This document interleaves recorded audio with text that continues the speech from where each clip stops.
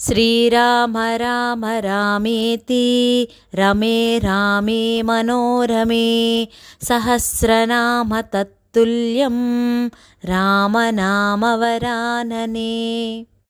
జై శ్రీరామ్. అందరికీ నమస్కారం. ముందుగా అందరికీ శ్రీరామనవమి పండుగ శుభాకాంక్షలు. ఇవాల్టి వీడియోలో శ్రీరామనవమి రోజున స్వామివారిని అమ్మవారిని ఏ విధంగా పూజించాలి, ఎలాంటి నియమ నిబంధనలు పాటించాలి, అలాగే నైవేద్యాలు ఏమి సమర్పించాలి అనే చాలా విషయాల గురించి ఇవాల్టి వీడియోలో చాలా డీటెయిల్డ్గా తెలుసుకుందాం. శ్రీరామనవమి సందర్భంగా ఆ స్వామివారి ఆశీస్సులు మనందరిపైన ఉండాలని మనస్ఫూర్తిగా మన ఛానల్ తరపు నుంచి కోరుకుంటున్నాను. మనకు శ్రీరామనవమి ఈ 2025 సంవత్సరంలో ఏప్రిల్ 6వ తేదీ ఆదివారం నాడు వచ్చింది. మనకు ఉగాది తర్వాత ముఖ్యమైన పండుగలు శ్రీరామనవమి, శ్రీరాముని పుట్టినరోజుగా, సీతారాముల కళ్యాణం జరిగిన రోజుగా, పట్టాభిషేకం జరిగిన రోజుగా శ్రీరామనవమికి చాలా ప్రత్యేకతలు ఉన్నాయి. శ్రీరామనవమి రోజున సీతారాముల కళ్యాణం ఎంతో అంగరంగ వైభవంగా జరిపిస్తారు. సీతారాముల వారిని ఈరోజు పూజించినా, సీతారాముల కళ్యాణం చూసినా సరే అష్టైశ్వర్యాలు, సిరి సంపదలు, ఆయురారోగ్యాలు కలుగుతాయి అంటారు. వివాహం కాలేని వారికి సీతారాముల కళ్యాణం చూసినా, కళ్యాణం చేయించుకున్నా తొందరలోనే వివాహం జరుగుతుంది అని ఒక నమ్మకం. అంతేకాకుండా ఇంకా మరెన్నో సమస్యలకు పరిష్కారం కూడా చూపిస్తారు ఆ శ్రీరామచంద్రమూర్తి. అంత మహిమాన్వితమైన సీతారాముల కళ్యాణం చూసిన, సీతారాముల పూజను ఇంట్లో తప్పకుండా చేసుకున్నా ఎంతో మంచిది అని చెప్తారు. సీతారాముల కళ్యాణం అంటేనే ఒక పెద్ద పండుగ కదా.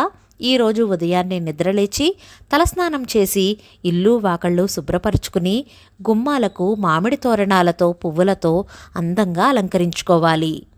శ్రీరామనవమి పూజను భార్యాభర్తలు ఇద్దరూ కలిసి చేసుకుంటే చాలా మంచిది. భార్యాభర్తలు ఇద్దరూ కలిసి చేయించుకోవడం వల్ల అన్యోన్య దాంపత్యం ఉంటుందని, ఎటువంటి చికాకులు కలహాలు లేకుండా సంసారం సాఫీగా సాగుతుందని అంటారు. అందుకని భార్యాభర్తలు ఇద్దరూ కలిసి చేసుకుంటేనే మంచిది. సీతారాముల కళ్యాణం ఎక్కువగా దేవాలయాల్లో జరుగుతూ ఉంటాయి కదా. మనం ఇంట్లో స్వామి అమ్మవార్లు పూజ చేసుకుంటే సరిపోతుంది. ఈ పూజను మనం దేవుడి మందిరంలో చేసుకోవచ్చు, లేదా సెపరేట్గా పీఠం పెట్టుకునైనా సరే చేసుకోవచ్చు. సెపరేట్గా పీఠం పెట్టుకోవాలి అనుకుంటే పసుపుతో కానీ గోమయంతో కానీ శుభ్రంగా అలికి దానిపైన పీఠాన్ని ఏర్పాటు చేసుకుని సీతారాముల వారి చిత్రపటాన్ని ప్రతిష్ఠించుకోవాలి. హనుమంతుల వారు, సీత, రామలక్ష్మణులు ఉన్న పట్టాభిషేకం ఫోటో ఉంటుంది కదండి, ఆ ఫోటోను మనం ఈ పీఠం పైన పెట్టుకోవాలి. అలాగే ప్రథమ పూజలు అందుకునే వినాయకుడి విగ్రహాన్ని కానీ లేదా పసుపు వినాయకుడిని కానీ తయారు చేసుకుని పూజలో పెట్టుకోవాలి.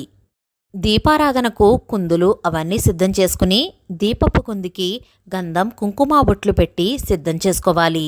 ముందుగా దీపారాధన చేసి దీపపు కుంది దగ్గర అక్షింతలు పువ్వులు వేసి దీపజ్యోతికి నమస్కారం చేసుకోవాలి.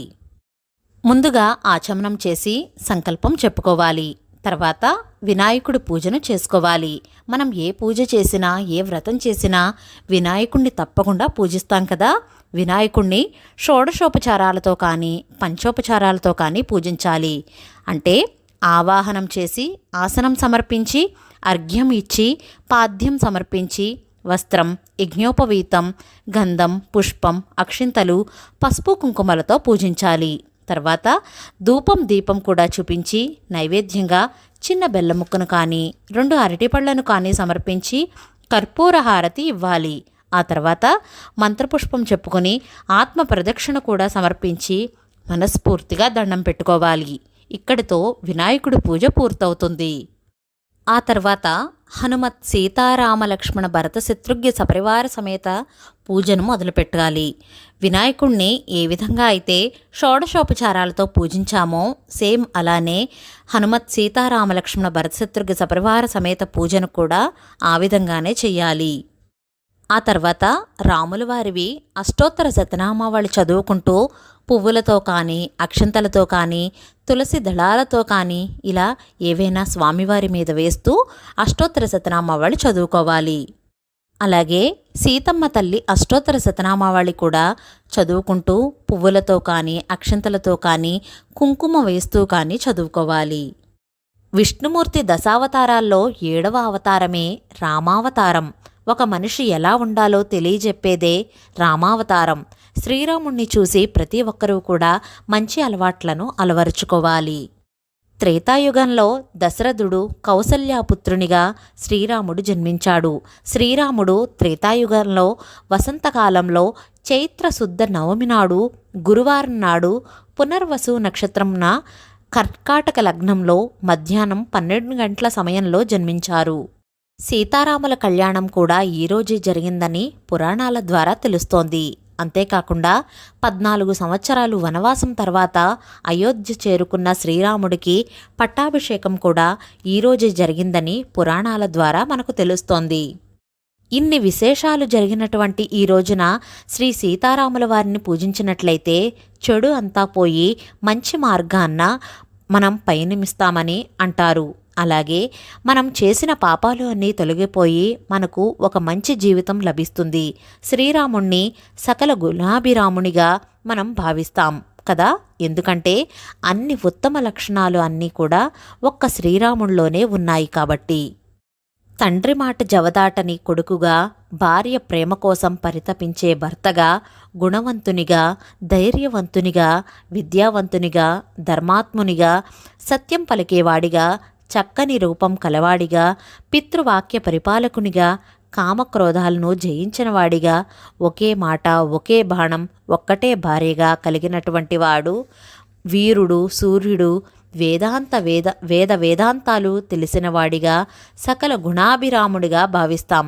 అందుకనే ఇన్ని లక్షణాలు కలిగినటువంటి రాముడు అందరికీ ఆదర్శప్రాయుడు అయ్యాడు. ఇంకా సీతమ్మ తల్లిలో ఉండే ఓర్పు, సహనం ఆడవారికి ప్రతి ఒక్కరికి ఉండాలి.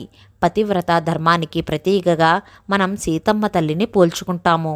ఈ విధంగా సీతారాముల వారు ఈ జగత్తుకు ఆదర్శ దంపతులు అయ్యారు.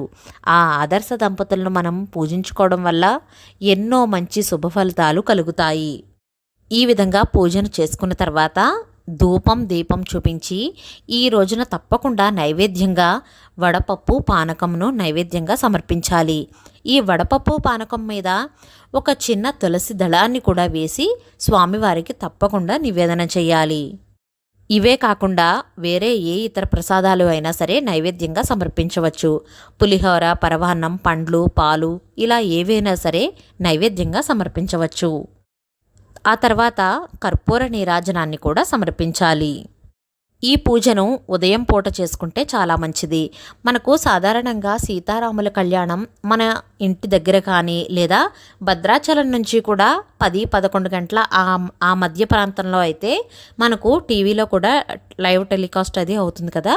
కాబట్టి ఈ పూజను ఉదయం పూట చేసేసుకుని మనం కళ్యాణంలో కూడా పాల్గొనడానికి వీలుగా ఉంటుంది. ఉపవాసం విషయానికి వస్తే ఉపవాసం ఉండాలా అంటే పూజ అయ్యే వరకు ఏమీ తినకూడదు.